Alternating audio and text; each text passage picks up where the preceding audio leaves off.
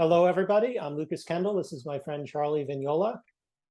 And we are here with our special last-minute guest, ISABEL DRÉAN, who very kindly filled in because we had a guest who had to postpone for a very good reason, and we'll have him on next week.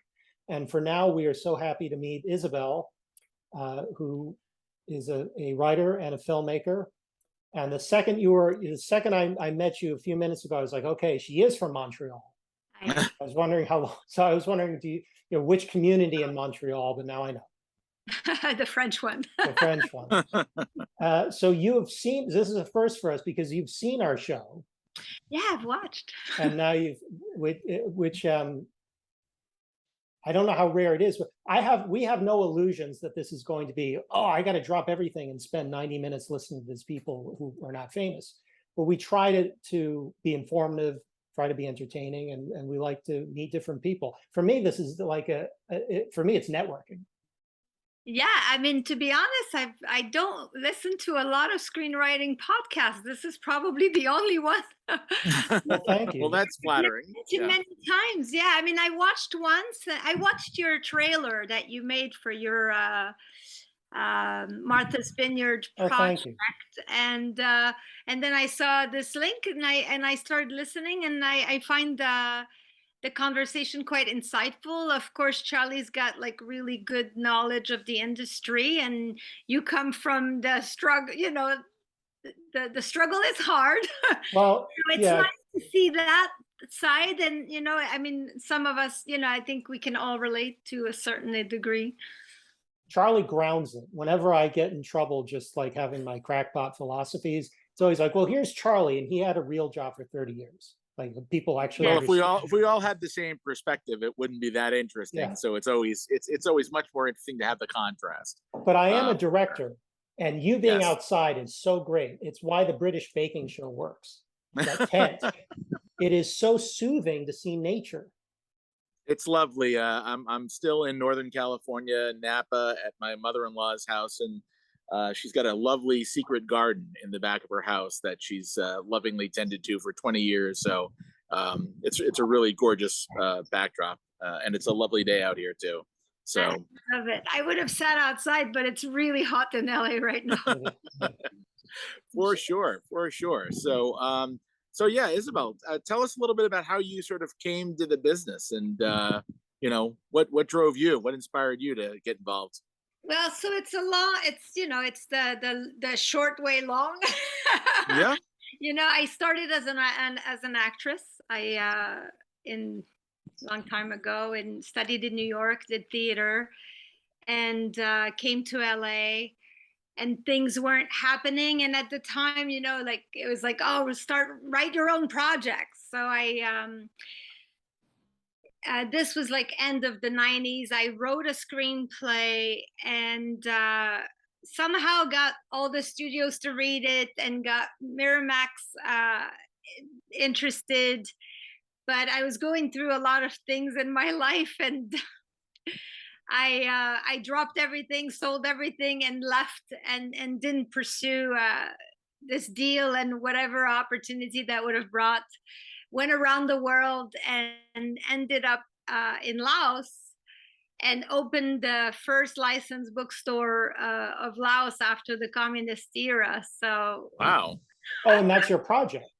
And yeah, so I stayed there for 10 years, but you know, the tug of making movies doesn't leave, you know, when you've got I think the bite, or what, you know, it keeps tugging at you if you abandon it, if it really is meant to be.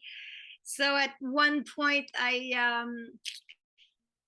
it was tugging, and I was like, oh, we only have a life, and if I don't go back, you know, it's never going to happen. And my big dream in my life is to make movies. So I had 4 businesses, 50 employees, and again dropped everything, and then came back. And then I started producing, directing. Didn't want to write, really. I really wanted to direct. But then I came back to LA with 2 kids, as a single mom with young kids at the time. And it just wasn't possible to direct. I mean, you know, so I started writing. You know, it's like, I have to do something. and started writing horror and thriller, psychological thriller. Well, actually, I took that script that I had in the 90s, took it back, did a quick rewrite, and then submitted to Nichols, and then placed. Within like 3 months, I started writing again, and then that brought me a manager. I'm no longer with him, but that brought me a manager, introductions to few producers, started pitching. Oh, and I sold the show to Warner Brothers in the meantime. My first pitch in Hollywood was at Warner Brothers, and we saw, I mean, you know, the show didn't get made, but it was an exciting, you know, it was like reaffirming that I was doing the right things and being on the right path. You must be talented. You have a lot of success in these things you're talking about. I've been lucky. I mean, you know, I work hard, but I've been like lucky for the few people that I know. I've been able to manage some traction. And before the pandemic, a producer that I worked with came to me and asked me if I wanted to write a Christmas script, which I'd never done. And it was a risk. I had to write a Christmas script on spec, but I was like, you know, if it gets made, then I get paid, and you know. And then, so they had a 3-picture deal with one of the platforms. And so I was doing the first one, and another writer was doing number 2, but they were really happy with number 1, the one I did. So they came back to me and said, hey, do you want to do another one? But this one's going to be an adaptation. So I did that, and they got produced. And then this year they got a 3-picture deal, and I got the 3 books to write.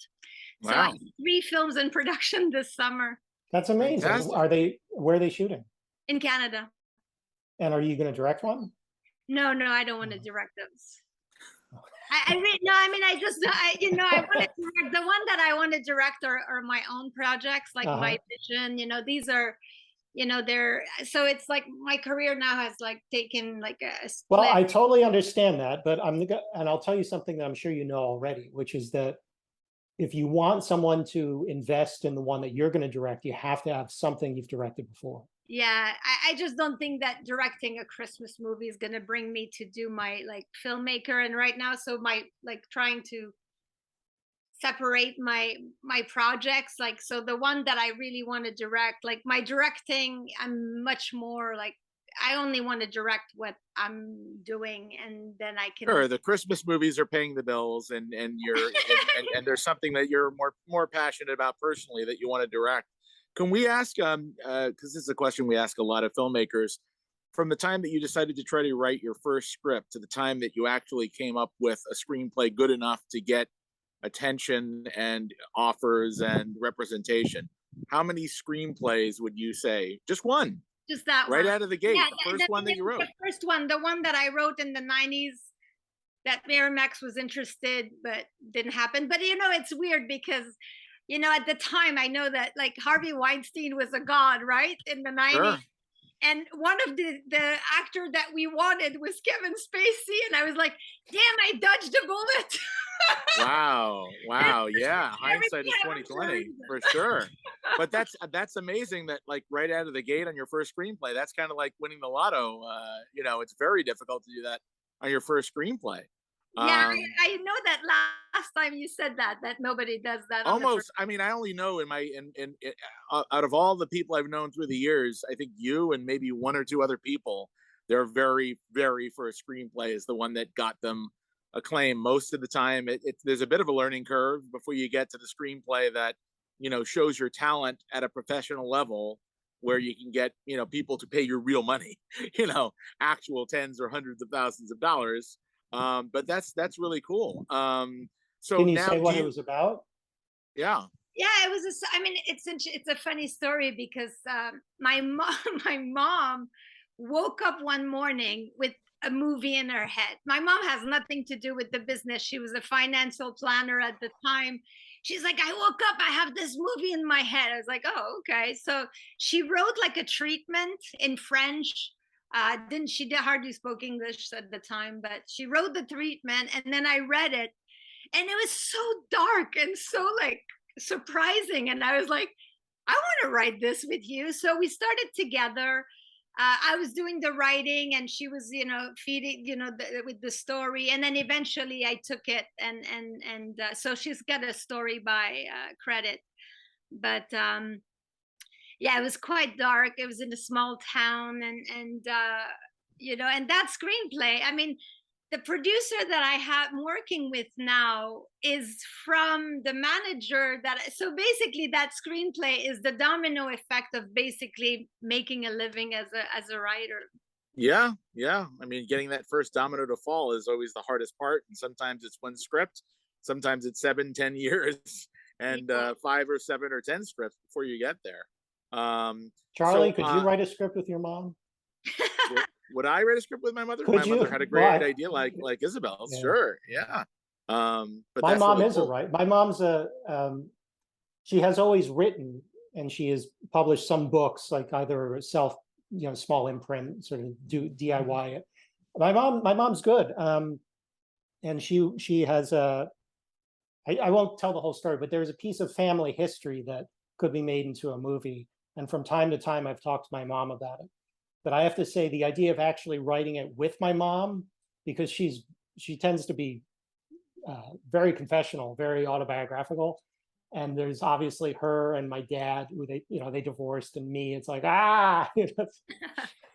Yeah. That would be a lot. That would definitely be a My lot. mom and I are very close, and but she's always my first reader. She has great ideas.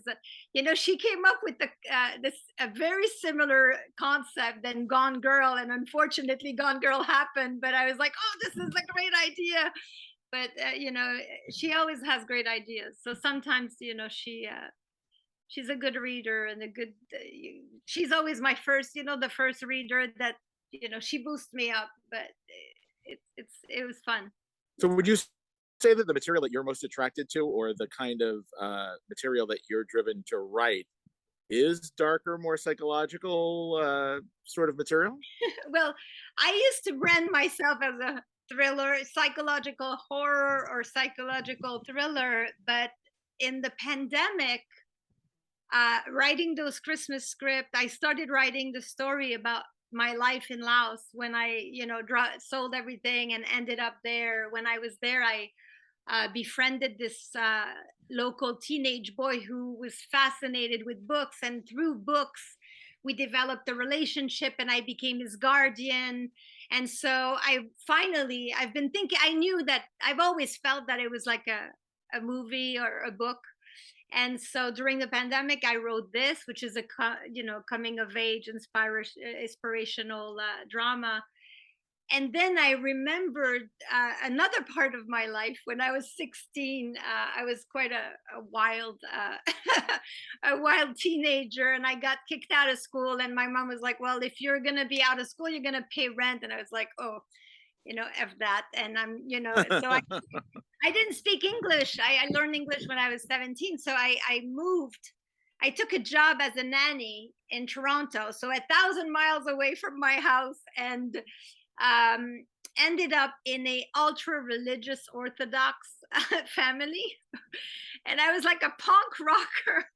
And so it came to me during the pandemic, and I was like, oh, I got a movie here. And so I wrote that. So now I haven't been writing as dark screenplays. So I'm not even sure what a dark Christmas movie would look like. I guess, Christmas Carol or something like that. That's pretty dark, right? Yeah, Charlie's got a Christmas project.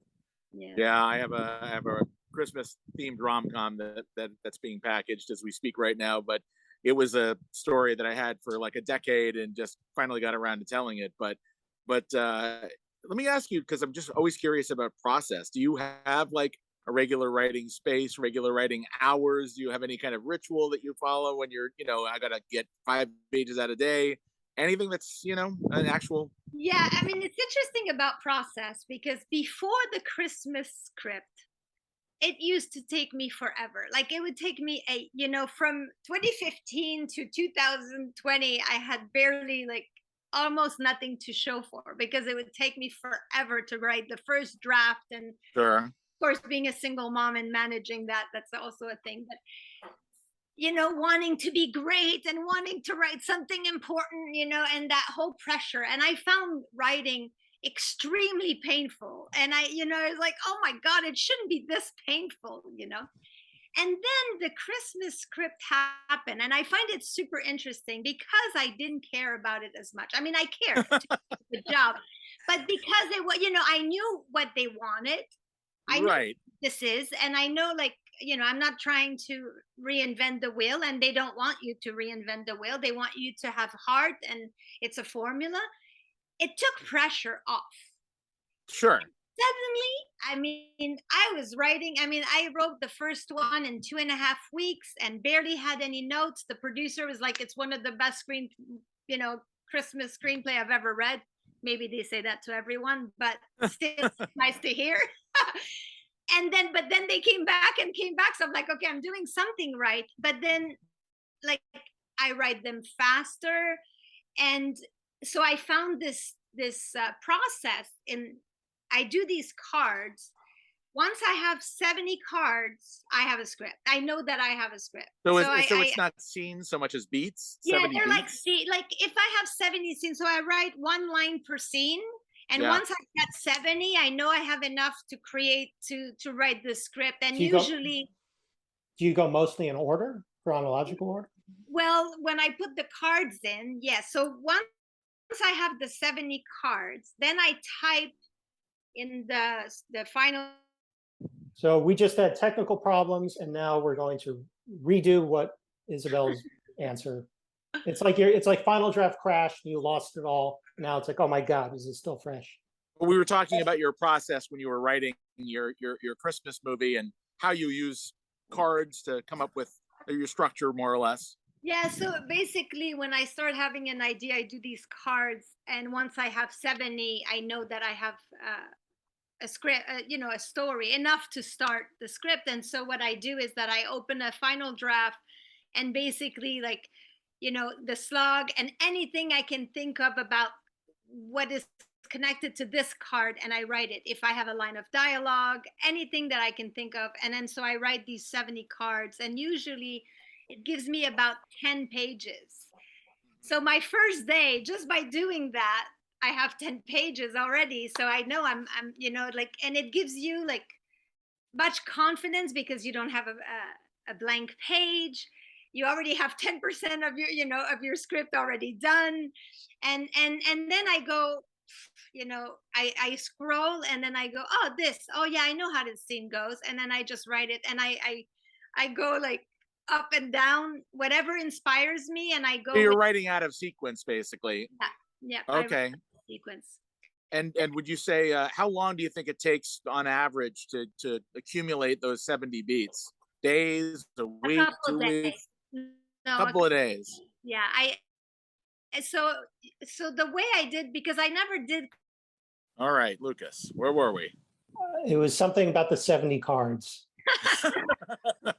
No, I feel like let me tell the audience, because they're now noticing that I'm recording it to the cloud in the hopes that it'll get your signal, even if it doesn't get mine. The internet on my block sucks, and we have had AT&T guys come out to the point where I learned so much about it. I was like, okay, guys, you have a bonded pair running on an N card, and I need you to go down to the box in Fremont. And they're like, whoa, did you used to work here? Yeah, the last thing, Isabel, I think you were talking about was how you went from doing an original to doing some adaptations of some novellas, and how the process is, a little bit different that way. Is it easier because you're not coming up with an original idea? You have sort of the basic DNA of a story, but you've got to kind of grow it out a little bit? Yeah, basically it's like the base, it's basically more a premise, a setting. Right. And then I build, whatever I need to do. And also, like, there's challenges in writing these, low budget Christmas movies, because, they're being shot for like $500,000. It's like, so you have a certain amount of characters. You have to be aware of the number of locations.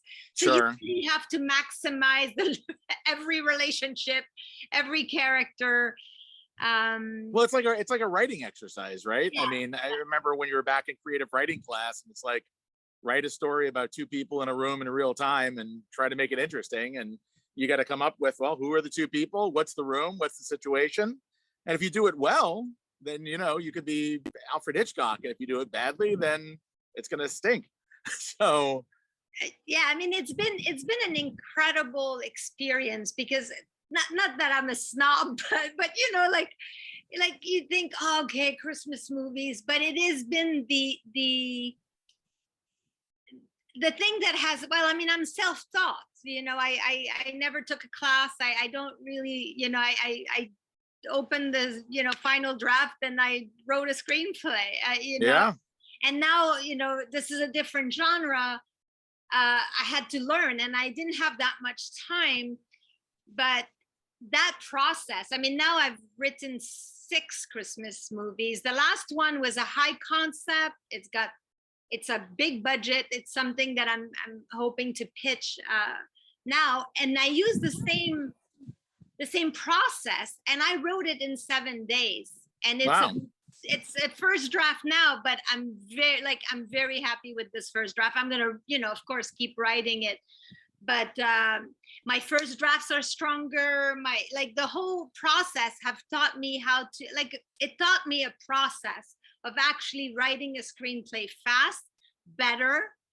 And this thing that a lot of writers have of like trying to be, you know, the next, you know, great, you know, William Goldman, or, you know, like the pressure we put when we're trying to write something great. Once you take that off and you go like, just have fun and just write your story and don't care about the, you know, the results. It made me a better writer. It made well, me- I think you're also right on when you talk about having, you know, you're deconstructing other movies in the genre that you're writing in to try to understand the sort of patterns and the contours and the overall structure. Because, you know, if you're literally starting from scratch, or you think that's cheating or something like that, you're really going to drive yourself nuts, because you do have to sort of see, well, what have people done in the genre? What are the conventions? What are the tropes? And if you really do that, if you really study it granularly, you know, you're watching it on your TiVo or your Blu-ray, and you're like, okay, here's scene 1, here's scene 2. You go through the whole thing, and then you start to see, okay, here's the end of Act 1. It's something like this. You know, here's what the first half of Act 2 is. Here's the midpoint. Okay, there's a big, you know, elevation of the stakes. Here's the, you know, moving into the second half of Act 2. Uh-oh, something terrible's happened at the end of Act 2. Now we're moving into the climax. Okay, and here's kind of the basic scenes of the climax, resolution, coda. Once you have all that, like you say, you can look at your story and you can start to troubleshoot and go, what am I missing? What's not here? Oh, okay, that's what, you know, it's something like that. Now, again, you're right. That's a pattern. That's a kind of structure you can use for certain kinds of genre entertainment. And if you were, you know, say had more time or were more ambitious, then you can take those things and you can put a spin or a twist even more than you would have under normal circumstances, right? That's what I was going to say. Like now, because I know it so well, like the last one I did, I studied. I was like, okay, there's a few movies like this, and then I can spin it because now I understand it so well. It's like if you're cooking, right? If you know how to make once you've made a few recipe, you can start improvising and then make the twist to surprise the audience. Okay, the audience is expecting this. Well, let me flip it. And then you can play with it. So that's where I'm at now, because I've done it so many times.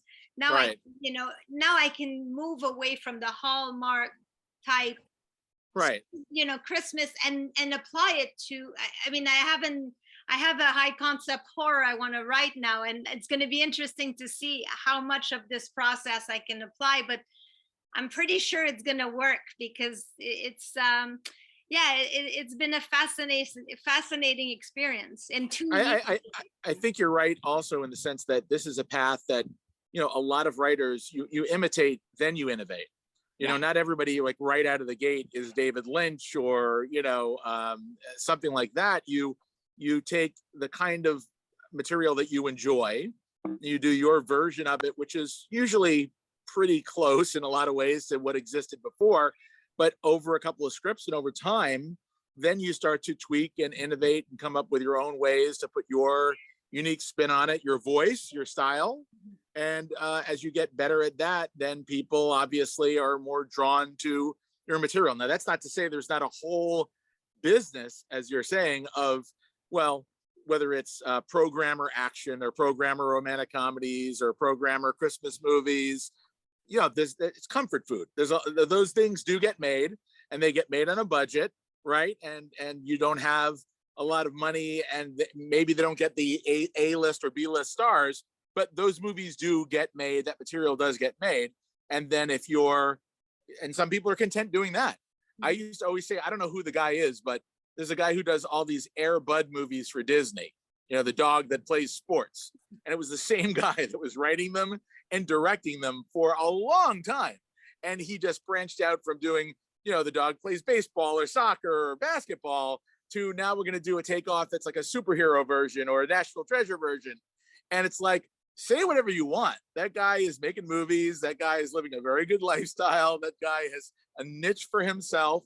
And you know what? Maybe he's not interested in being Aaron Sorkin or Billy Wilder. That's perfectly fine. There's nothing to turn your nose down at that. It's not like that's easy to do. Charlie, I'd like to believe he's profoundly unhappy. We don't know that. I don't know that we know that. He's just embarrassed. It's just an awful life. He doesn't get invited to anything. Lucas, I'll tell you, the thing is, like, I'm a single mom. So if I don't write these, I have to do, I mean, I did everything, you know. I was doing Postmates. I did Uber. I mean, I was driving Uber at night, you know, like this is when I got the call. Like, I mean, I was, you know, when you don't have a job and I really want to write all day, then there's only certain things you can do. And right. And I mean, I'm in it for the long haul. I mean, I gave up a life where I was making money and quite successful. You know, I left my home in Laos to come here to do this. So I'm going to do everything I can if these Christmas movies allow to pay my rent. And, right. But I mean, for me, they're not the end goal. It's this right now, the challenge for me, like this year, after a year and a half, 5 movies produced, 3 this year. Like, I'm making a living for the 2nd year in a row. Now the question is how do you take this to level up? Sure. And turn this, because I do not want to be pigeonholed and just do this for the rest of my life, you know, like, I do want to do other things, but now that's where I'm at. And I don't think that's every writer that's working in genre is like that. Some writers are fine doing that. Some people like writing, you know, paperback pot boilers, and that's fine with them. They want to do that, and they make a decent living. And then some people do have ambitions beyond that, and it's hard for us to judge. Well, maybe Lucas, it's easy for you, but it's harder for me to judge, because the thing is, like you said, Isabel, it's about earning a living. And put it this way, I'd rather be writing Air Bud than working for Allstate. I just would rather be doing that, because again, you still get some fun out of it, even if it's like, okay, I know what the contours of this is going to be, but I get my little bits of business in there, and it's still better than being a manager at Home Depot. I don't think I'd like that, you know? I have a couple of questions. To be honest, they're fun to write. They're actually really fun to write. Like, you know, It's romance, you know, it's like, you know, it's not, you know, I mean, it's lighthearted, it's not heavy. Yeah. Well, you guys forget that for a Jew, a Christmas movie is like, you know, because for me, Christmas is like, it's that time of the year when you're reminded that you don't belong.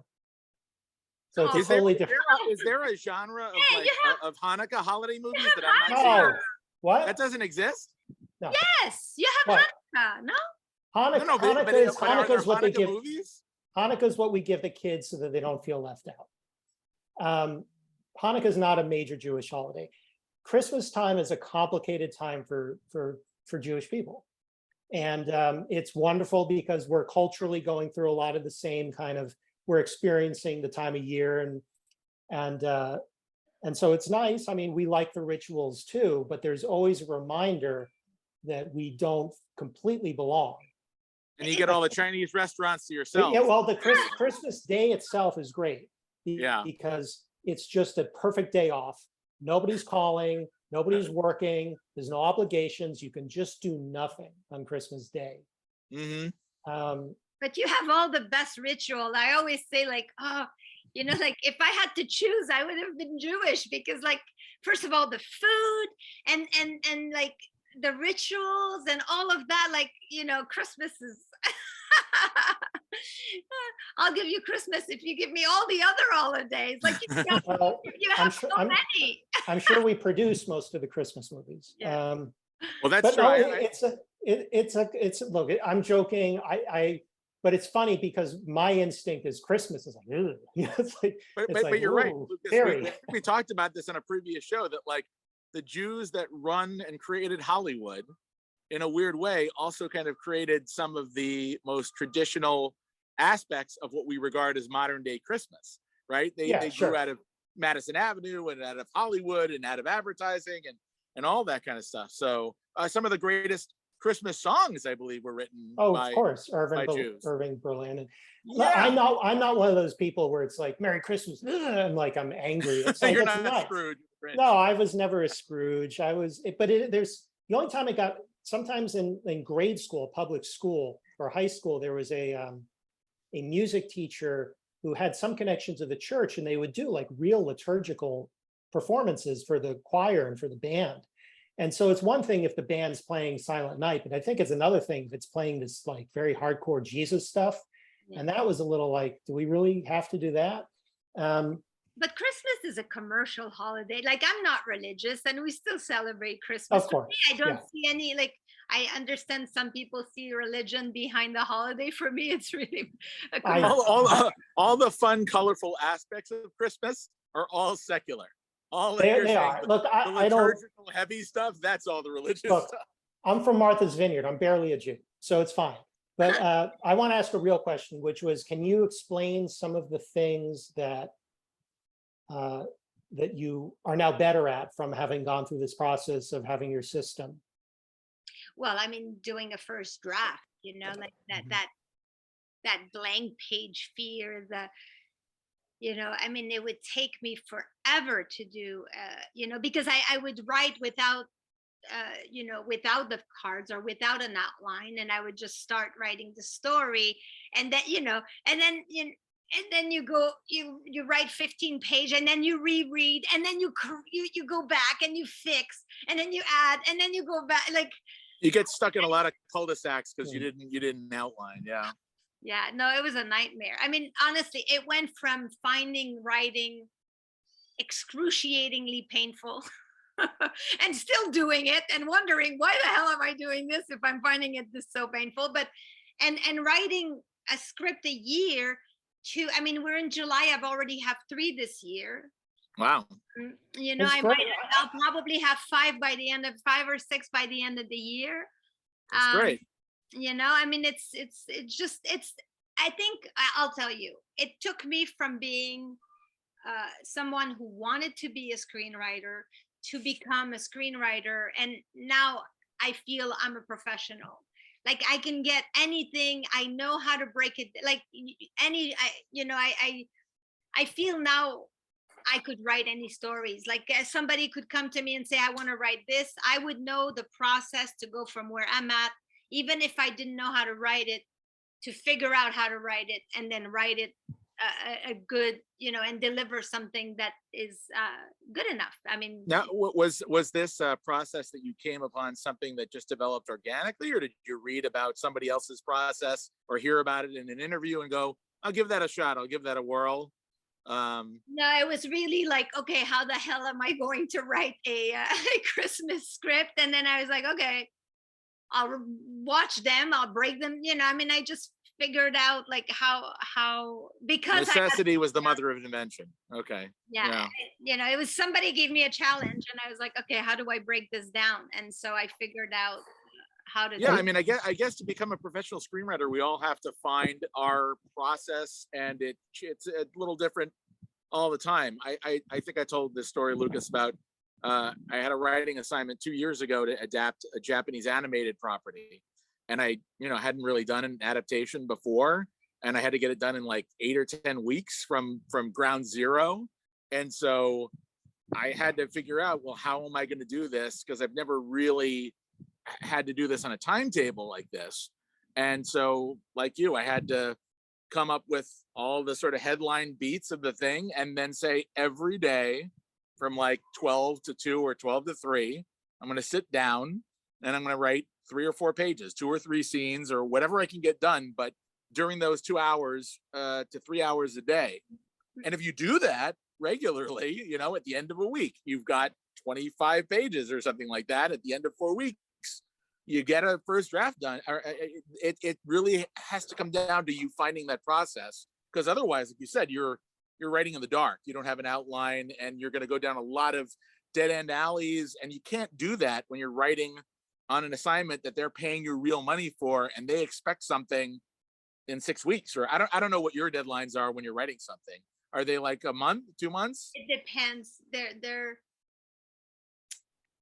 don't, I don't know if they really tell me. They send me and I turn it around in 2 or 3 weeks, and I send back, then they give me notes. And so it's very casual that way. It's not like we need it yeah, by, because I've been fast before. I think, well, they always say as soon as possible. right, have hurry you- up. It's always as soon as possible. As Yeah. soon Have you as- gone up to the sets to watch the filming? No, they're in Toronto. I mean, you know, it's for me, honestly, it's like I get the assignment, I write, I send. The day they start shooting, it's like like send me the money, And have you and I take my time to focus on other things. Like, are you represented from this? No, I'm not. No, Do you I'm want not. do you want to be? Yes, of course. Yeah, Are these I would- WGA or non-guilty? they're non-union. Yeah, right now Non-union. it's all non-union. Okay.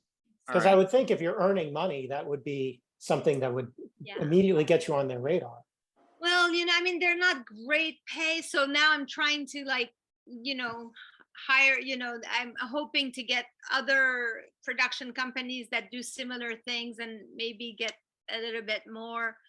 And Is there a big pay disparity between like WGA minimum for a feature versus non-union? Is there a regular amount that they pay you per movie, and is it negotiable? Or you don't have to give a figure, but it's not negotiable. It's a lower 5-figure, but it's not negotiable. And some people go, well, but they love you now. You've got this, and I'm like, no. I know what the deal is. If I want more money, I need to go to other places that can Right. have a budget. This Right. is the fee that they're paying me is not like, it doesn't change. They have a budget. They make them like this. They've already done 6. Hopefully. well, if you're saying the budget is $500,000, we can imagine what the percentage of the budget is for exactly. the screenplay, right? And it is a credit only. I don't get any back end. It's what it is. When I had the deal, the attorney that was helping me was like, it's the worst deal. I'm like, you don't understand. Me, between having this and not having this, for me is like, not being paid to be a writer, being paid to be a writer, and not having to struggle to pay my rent. Like, Yeah, sure. like, I understand you deal with studio people, but this is not where I'm at right now. So Sure. I'm like, this is a good deal. It doesn't take me that long to write them. They're happy. I'm happy. It's a perfect deal. But, now it's like time for me to like open other doors. So, if this keeps going every year 3, that would be great.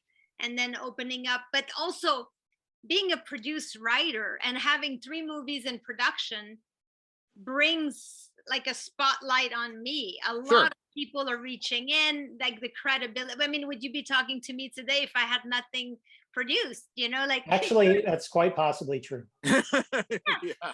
We talked about a lot of up and comers, but no, but would I mean, you say? like, I'm sorry. Would you say that it's the fact that because you're writing to budget and to limited locations, and because that what your bottom line salary is on this compared to say a Ryan Reynolds major studio feature where you're going to be getting paid upwards of $500,000 potentially for the screenplay.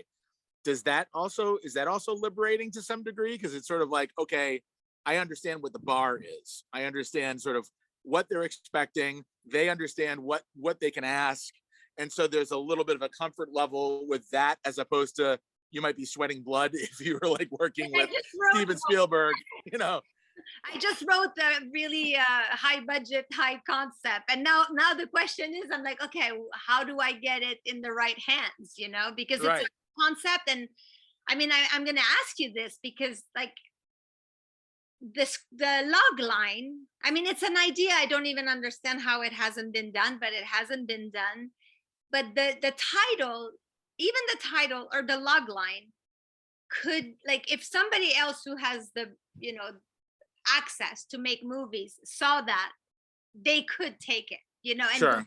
and not deal with me. So I'm in a position where I have a good idea. It's a great concept. I wrote the screenplay because I, you know, I wanted to have a paper trail and copyright. But how do you, like, I mean, I had a company come up to me and say, hey, what's your log line? Send it to me. And I said, no, I'm going to have a meeting with you. If you want to meet with me, I'll pitch it, but I'm not sending you a log line. And they did. We you know, it wasn't for them. But they were too small. This is like, you know, I mean, I wrote it for hopefully Jack Black. I mean, it's that level of like, you know, big. But now I can't, like, I don't know how to deal with Well, this. but you just send, there are managers who will be open to queries, but you'll have to include the log line. That's all they want to know. Well, that's the thing. I like, how do you protect your log line? yeah, I mean, yeah, because like how do you get it into the hands of people? Well, yeah, that's, here's the thing. Well, Yeah. look, it's an imaginary problem. Well, it's not, because I'm dealing with it right now. Well, but No, I mean, you're here's afraid somebody will copy your ID. I mean, here's the thing, because we went through this at Bruckheimer all the time, and we talk about this on the show all the time, which is that, you know, log lines are the way that we separate the wheat from the chaff in terms of what we're even going to consider reading. Because obviously, if we read everything that everybody wanted to give us, there wouldn't be enough people or enough time to go through all the material, honestly. So we have to be selective about what we are going to solicit from managers, agents, from writers. And if you're a writer who's not represented by a big manager or an agent, then it is going to come down to the currency of like, well, what is your idea? And if your idea is interesting enough and clever enough and compelling enough, then the next step is going to be, okay, I want to read your script. And if you send the screenplay in, again, whether you have a manager or an agent, I'm not even going to solicit it if the idea doesn't intrigue me enough to want to get it from you in the first place, right? The other thing is, you know, you do have some resources in the sense that if you're on IMDb Pro or if you're on Studio System, you can look up titles, you can look up, you can read log lines of the things that are in development. You can see if there's another idea that's similar floating around, because quite often there are, you know, there are 2 or 3 ideas that, as clever as you thought you were, there's still 1 or 2 other ones in development. I'll give you an example.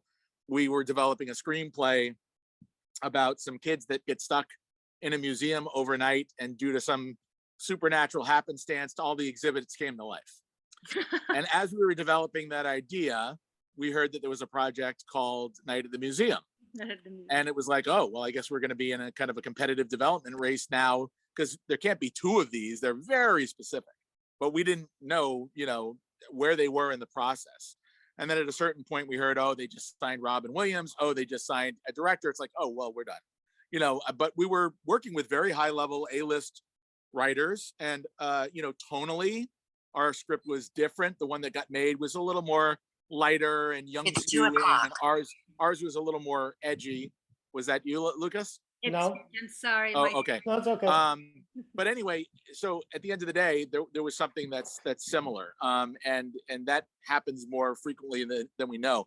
I'll be honest, if you're that worried or paranoid that somebody's going to take the idea, I don't know how to advise you to get anybody to, like, you know, pay attention to it, unless it's a personal friend or somebody like that, because any stranger.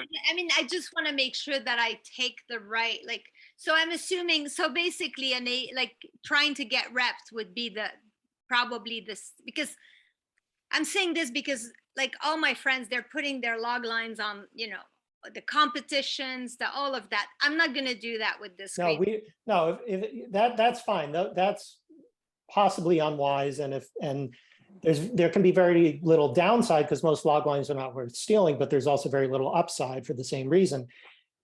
If you shared your log line after the show with us, or just emailed it, and we could tell you, hey, that sounds cool, and then we could personally suggest it to some of our other guests, and then they could, I mean, but we're not we'd have to be careful about that because we can't then become a pain to some of these people we're having as guests. But we could, but you have to at least show it strategically to some people, and you're going to have to trust them that they're Yeah. honorable people. I mean, there's just no way around it. Yeah. The reality is you will have to expose it at some point to some of these people who are legitimate representatives for them to even kind of consider reading it. Otherwise, again, if I'm like the fellow we had on last week, who's obviously getting a lot of submissions, how does he decide what he's going to spend an hour reading, right? It's got to be an idea that at the very least was interesting enough for me to want to read your script. If I don't know anything, the only way I'm going to read it, if I don't know what your idea is if, you know, I'm friends with your sister or your cousin or somebody that's very close. This would happen, by the way. I would get a script and it's like, Jerry's driver's wife wrote this or something like that. And it's like, well, there's no other way that I'm reading the screenplay from that person without having that kind of connection, right? And then I'd read it. It's not formatted correctly, and it's complete, you know. But there's no other way it would have made it through all of the force fields that prevent it from getting from my, you know, to my desk.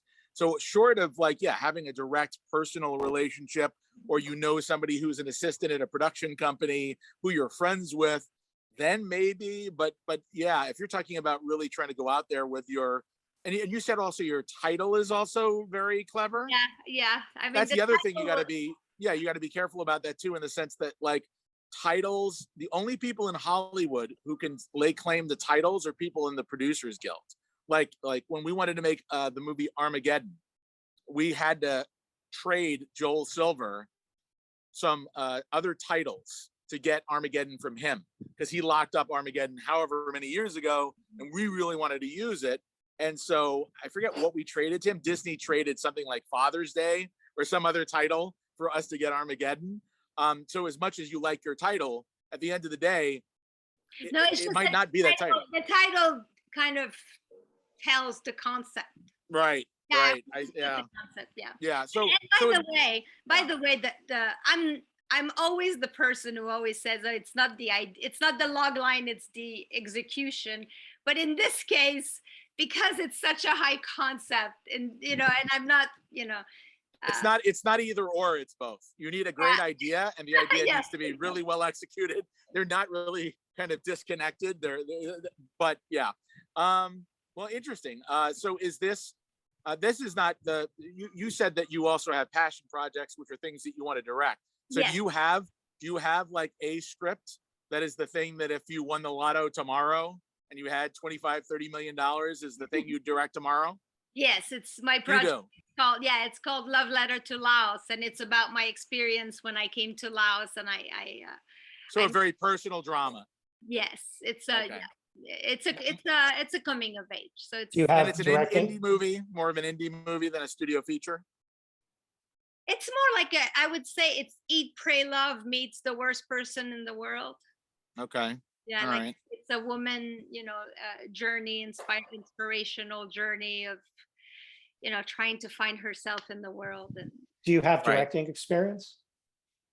Directing, yes. You've got short films? I directed a couple of web series that were like feature length, and I sold them as TV movies, miniseries. I did short as well. I mean, I haven't directed in a few years because of the kids, but yeah. I mean, my first love is directing. Oh, all right. Yeah. Did you go to school for that? No, I haven't. I got kicked out of school for your punk rock crazy ways, huh, Isabel? Yeah, I'm a self-taught on everything. Yes. Well, it's hard. I'm going through it now where I've been, I made a short film. Now I want to make a feature of the short, and some people are interested, but the cost of the special effects would push the budget to a level where we need a star who is not likely to work for a first-time feature director. Mm-hmm. So it's like, ugh.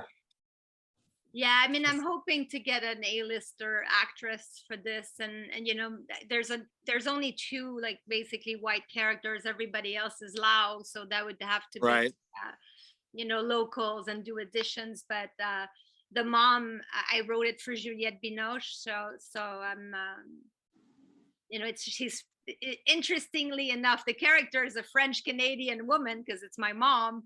and Juliette Binoche won an Oscar last time she played a French Canadian woman. So I'm hoping I'm hoping that's gonna help her see, like, it's a sign. Okay, any of our 100 viewers out there, if you happen to have a direct connection to Juliette Binoche, we could use your help to try Yes. to get a project to Juliette. Yeah, and So I have we'll see a if that friend, works. actually a French, because I have a lot of French friends, so somebody's looking into this right now. So fingers crossed that. And she does small. She does a lot of more like directors, artsy, independent films. So it's not, you know, she says no to Spielberg, but she does small projects. Sure, smaller. sure. Well, and it's great to see that you have so much range as a writer, going from, you know, Christmas movies to psychological thrillers to sort of a small, intimate, you know, character drama. So it really does. And you said you had a horror movie idea. So, you know, you're kind of all over the map in terms of the kind of material that you enjoy and that you can execute, which is very valuable as a writer. Yeah, I mean, you know, I'm into branding a lot. So at first I was like, okay, I'm only doing this. And then this came, and now I'm like, okay, my brand is like a little bit, you know. I think people want to hire you for the last, you know, the last successful thing, whatever that successful thing is. So I guess you have to hope that the last successful thing you write isn't like, you know, Battlefield Earth or some movie that you really don't want to write that for the rest of your life. But yeah, exactly. Yeah. I have a question. What do you think about like the Facebook and Twitter screenwriting community and groups and chats and stuff? Ooh, that's a loaded question. Okay, well, I find that a lot of the groups, and I belong to, I mean, I belong to, I think, the same ones that you do. That's how we know each other. Mhm. I think they're great, but I find also that this incubation of like the competitions and these groups, sometimes it's like they have an illusion of what the real business is like, you know, and it's that chase for the perfect script, you know, and it's like, and the tap on the back by the, you know, getting an 8 on the blacklist or placing on page or this and that. When I go into, you know, one of the things that I experience, and I don't know why my experience is different, but I've often not have, like right now I'm sold out. I don't have any screenplays to like, you know, like the Christmas rom-com. A lot of producers come to me, and I've experienced this a lot over the years, where I had more producers asking me than properties. And a lot of my friends have a lot of properties, but not connections.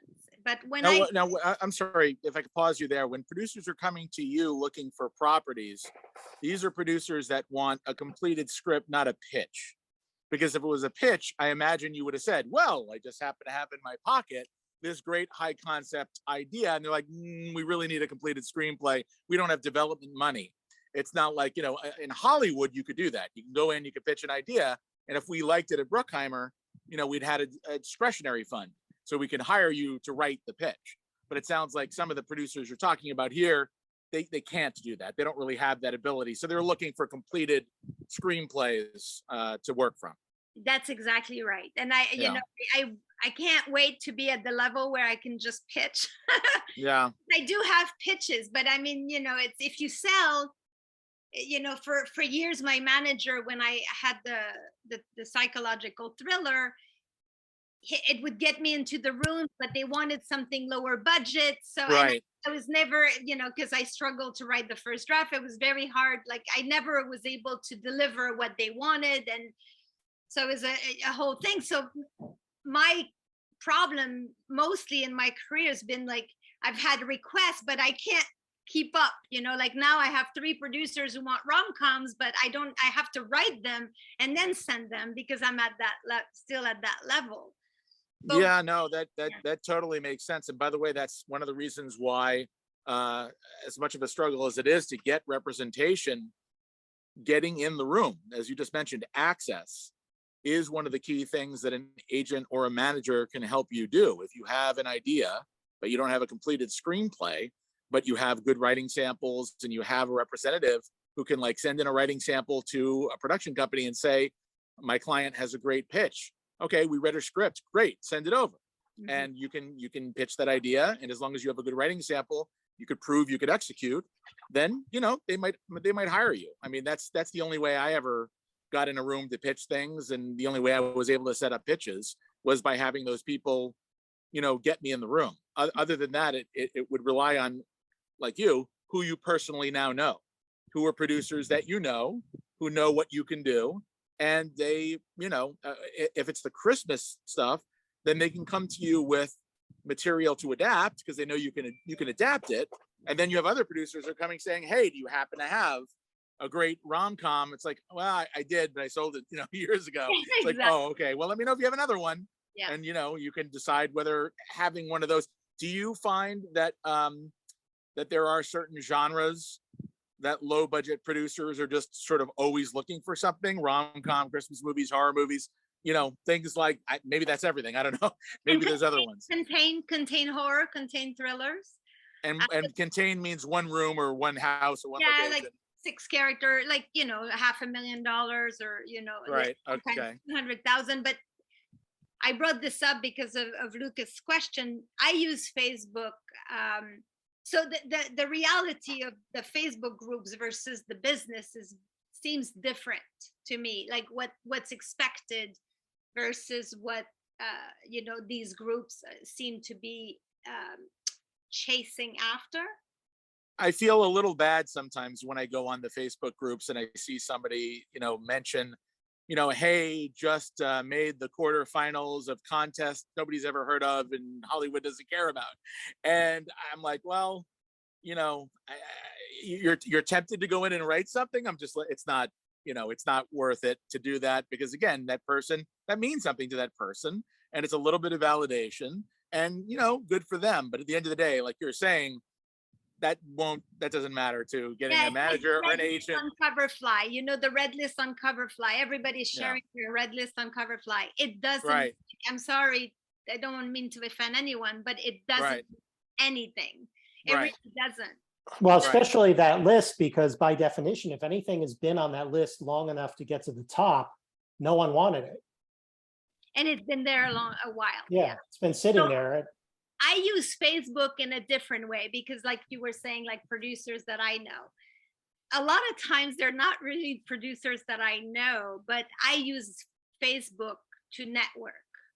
I mean, and this is years in the making of like adding people in the business and building relationship and getting to know them, and never talking about my work, never talking about anything, just being there for other people and create a connection and then build a network of producers that I want to work with that eventually know who I am. So if I knock on their door 3, 4, 5 years later, I've been there through the weddings, through the birthdays, the thing. And, I mean, that's where I try to spend my time, like networking and cultivating, and not asking for anything, but offering myself to be present and support for others. It's a long, laborious process, but that's what you have to do if you really want to build a sustainable network long-term, because again, you don't know where your opportunities are ever going to come from. So you're just spreading out a bunch of seeds and being nice to people, and you never know when one of those people think, well, maybe I have an opportunity, or, well, what are you working on? Oh, that sounds great. You don't know. So you just have to build it. Post, when I post also like the things like, I'm doing a residence in France in November to adapt my Laos screenplay into a book. I share these kind of things, that makes people, it's like you share the things that make you look good, I mean, of course, we're all curating our Facebook personas, right? That's I only have a couple of friends on Facebook that actually like put out all their dirty laundry, and it's so unusual to hear, oh my God, they're having the worst week, month, year, and you feel so bad for those people. But at the same time, like, you're right, most people just put out the best of the best, and you're like, oh, my life must suck, because look, they're in France and they're having all this success. And it's like, yeah, I mean, if you cherry picked anybody's life, you could probably come up with enough to make it sound like it's doing great. But the reality is, is not, that's usually not the case for most people. And you're a working screenwriter, and I think, thank you for being so candid on our show, but like I think people are kind of getting a sense of like, yeah, if you want to be a working screenwriter, these are the things you kind of have to do. This is the hard work. You have to build these networks. You have to like find your process. You have to be open to these opportunities. It does take time, and you're not going to be making $500,000 a year overnight. But there's a lot of writers like yourself who are working writers, and that's what they do. And you don't do that. Well, you did it with one script, but not everybody's going to have that same luck. And so you're the hope for what they can sort of look at and admire and go, yeah, I'd like to do that. What she's doing. You're savvy, but also practical. I mean, look at how you got on our show, because somebody canceled 2 hours before we were going to tape for a very good reason. And I put it on Facebook, hey, who wants to do this? And I knew you already because we had exchanged, you were like, gave me some helpful notes about my website or whatever it was, or we just crossed paths on these Facebook groups. So yeah, folks, you gotta comment on your, you see, I mean, this is the type of thing, like I comments on YouTube on the show, and I know it takes time, but somebody that on Facebook is just a profile 5 years ago is a friend now, and if you build those relationships, I mean, everyone, even you on your show, many times you say it's about relationships. Well, I came here, I didn't have relationships. I didn't know anyone. So, and now I think I start to know a lot of people because, and I do see like a lot of people comment on some of these Facebook screenwriter groups that get kind of bitter and resentful of like, oh, it's, this person is just being successful because they happen to know this person, that person, the other person. It's like, yeah, of course, that's how anything gets. I mean, anything gets done. You have to be somebody people like, people find talented, people want to spend time with. You have to like know a bunch of different people. That's how you find out about jobs. That's how you find out about opportunities. That's how you make friends. Yes, it's not instantaneous. It's not like in the old days, and maybe they still do it. They would have these pitch fests where they would have like a bunch of low-level executives that would be there, and it's like speed dating where you would pitch these ideas in like a minute, right? And it's like maybe somebody there thinks, oh, this is going to be the golden ticket, right? I'm going to sit down with an executive. I'm going to tell them my idea about Christmas elves who speak in hip hop slang, and by the way, that was a pitch I really heard at one point 30 years ago. And they think, that's going to be it. And if they don't, if they think they have this great idea and they don't get immediate gratification, immediate satisfaction, it's like, the whole game is rigged. It's like, it's not rigged. It takes some time, and the timetable is never going to be what you want it to be. It's just not. It would be great if you wrote one script and you make $1 million, and it could happen. Just like you can go to the gas station and win $1 million this week. It's possible. You probably won't be you, but it is possible. But if it's not that, then you're going to have to dig the holes yourself, and you're going to have to make the connections on Facebook. And you do see stories about, people who are like, yeah, I just worked with a writer in Indonesia and wrote a rom-com, and the movie finally got made. And, it was only because he made connections with that guy over years, and it finally came to fruition. So rather than being bitter, he just keeps building up his human network of connections and being friendly to people. And you just never know where any of those relationships are going to lead. But you have to be able to deliver. And if you've written scripts to Christmas movies that they're on stage shooting, those things must be able to work. Yeah. They wouldn't keep asking you to do these. So you've got the writing chops. You taught yourself how to do it so that it works and it's believable and it's interesting and it's entertaining. And I think my strength is that I can put heart, put heart, and that I think that's what made me really good at this particular but what you were saying, I think mindset. People don't talk about mindset a lot in screenwriting groups and all, but the mindset is everything. And like if people feel the bitterness, what you were talking about, like if you feel the bitterness and like it's a struggle, like I don't know, like you want to work with somebody that's excited and passionate and believes, or you want to work with somebody that's bitter and I understand that's, you know, sometimes we get there, but we need to get over it. You know, you need to work. Like for me, I work on manifestation and, you know, like visualization. I see my future. I see where I'm going. I am going to make these movies. I'm not going to make Christmas movies forever. I'm going to make the movies I want, and I'm going to become the filmmaker I want to be because of my mindset. Even when, you know, yesterday was an off day, you know, I still like do meditate and clear, because it's hard. The struggle is real. Yeah, it's Ed Wood. Worst film you've ever seen? My next one will be better. Yeah. And you're right. Well, look, the reality is there are people who are probably watching this right now where their ambition is to get a Hallmark Christmas movie made. That's their ambition.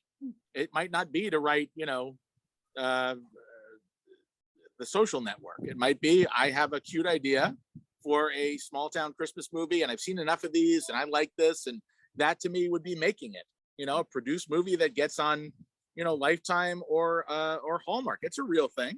Yeah. And so nothing to turn your nose down at. I mean, you would actually feel like I have made it. I actually have a produced film, which is a lot more than most people can say. There are screenwriters who have made a living at screenwriting for years who still don't have a produced film. They sold setup things, pitches and screenplays, and got really close a lot of times, and you know, never got a produced credit. You have produced credits, motion pictures. Yeah, you've got, you know, directors and actors and you know, people who build sets, and you've put hundreds of people to work based on your imagination. How amazing is that? How cool that was is that? exciting, though. I have to tell you, when I saw the first one, like seeing my name and seeing like the costumes and the scene and actors, like that is like, it's something. It's incredible. And they're good. I mean, they're cute, you know. I'm not putting the Christmas you know, they're paid, you know, but for me it's you know, it's like steps. This is the step.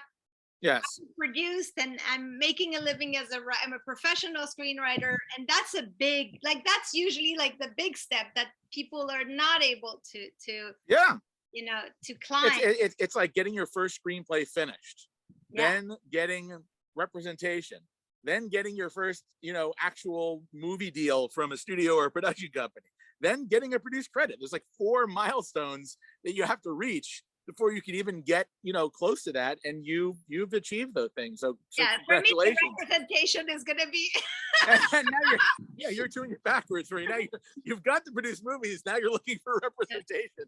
So, and we all know that struggle, right, Lukas? We all know that struggle. Yeah. Yeah, I mean, you know, for me, I always say, like, I don't query agents and managers, because I'm like,